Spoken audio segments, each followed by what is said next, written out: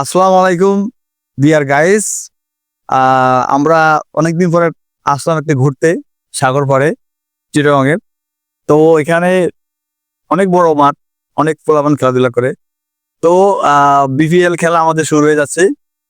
তো আমরা একজন এখানের স্থানীয় প্লেয়ার বা উনি রেগুলার খেলে, আমি মাঝে মাঝে এখানে আসি ঘুরতে।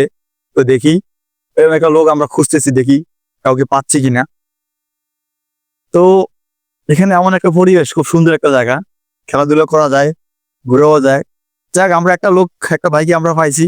ভাইয়ের সাথে আমরা একটা কথা বলতে চাই। আসসালামু আলাইকুম ভাই। ওয়ালাইকুম আসসালাম।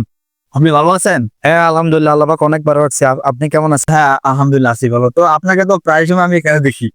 হ্যাঁ, এখানে আসি, ছুটির দিনে আসি, আমরা খেলাধুলা করি, এই মাঠে সময় পাস করি, সুন্দর একটা সময় পাস করি আর কি আমরা। যাক, তো এখন তো বিপিএল এর একটা, মানে কি বলবো, 3 তারিখ থেকে আমাদের বিপিএল শুরু। হ্যাঁ, অবভিয়াসলি। এখন আপনার বিপিএল আপনার কোন দল, আপনার চয়েস, আপনি সাপোর্টার? আমি যেহেতু আমার বাড়ি বরিশালে, বরিশাল পিরোজপুর জেলা। তো বরিশাল যেহেতু আমাদের দক্ষিণবঙ্গের একটা দল আছে, ফরচুন বরিশাল। বলছেন। হ্যাঁ, গেছে বারে কিন্তু রানিং চ্যাম্পিয়ন বরিশাল। তো ওই বরিশালেরই সাপোর্ট করতেছি আর কি। যাক, বরিশাল আপনি সাপোর্ট করতেছেন। আপনার কি নিজ জেলা, নিজ বা এই বরিশাল বিভাগে আপনার বাসা, এই কারণে না অন্য কোনো কারণে যদি কিছু বলবেন?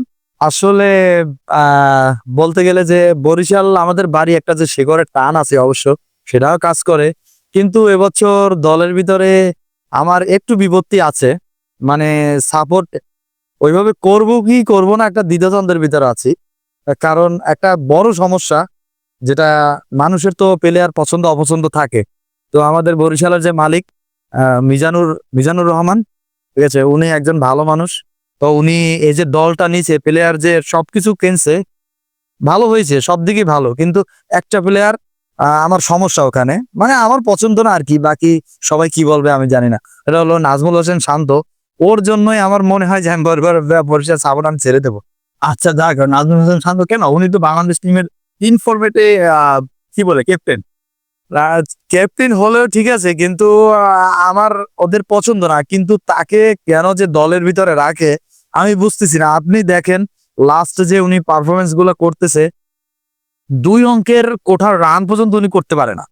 তারপরও ওনাকে তিন ফরম্যাটে কেন দিয়ে রাখছে, কি কারণে, আসলে সেই বিষয়টা আমার অজানা। এটা অবশ্য আমিও খেলা মাঝে মাঝে দেখি। এটা অবশ্য সত্যি কথা বলছেন। ওনার এই সাম্প্রতিক পারফরমেন্সটা তো একটা ওনার সাথে যাচ্ছে না, হচ্ছে না। যাক, তারপরও এখন সবকিছু মিলে ধরেন আপনার শান্ত, আপনাদের বরিশালের টিম আছে বা আরো ভালো ভালো প্লেয়ার আছে আমাদের দেশে, মুশফিকুর রহিম আছে, অবশ্য ওই মাহমুদ রাজিয়াদ আছে।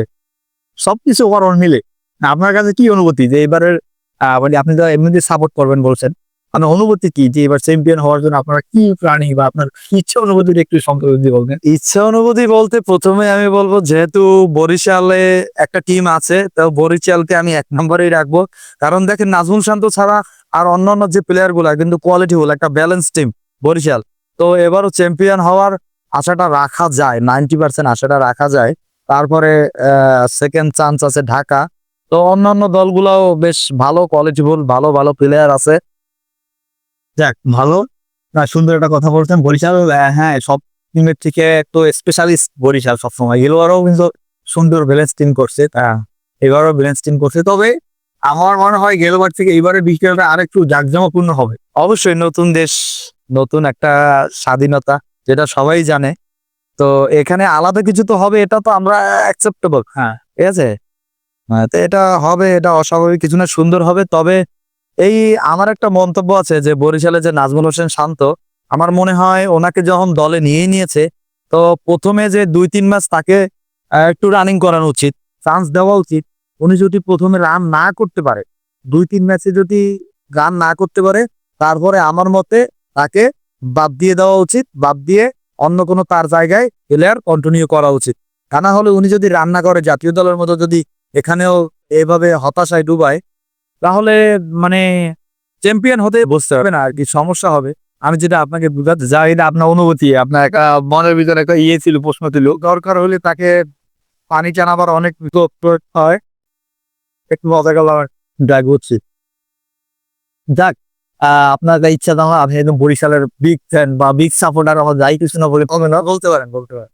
তবে আমরাও চাই যে এবার টুর্নামেন্টে যারাই চ্যাম্পিয়ন হোক আর কি ভালো টিম, ভালো একটা খেলা আমাদের উপহার দেব সবাই, আমাদের যারা খেলা টেনে দর্শক।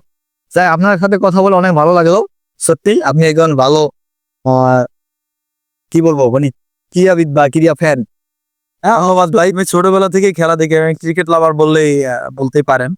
যাক ধন্যবাদ আপনাকে। তো ঠিক আছে ভাই, আবার যদি কোনো এক সময় দেখা হয় আপনার সাথে কথা বলবে। ওকে আল্লাহ, ওকে ভালো থাকবেন। ওকে ভাই, আল্লাহ হাফেজ, ধন্যবাদ আপনাকে।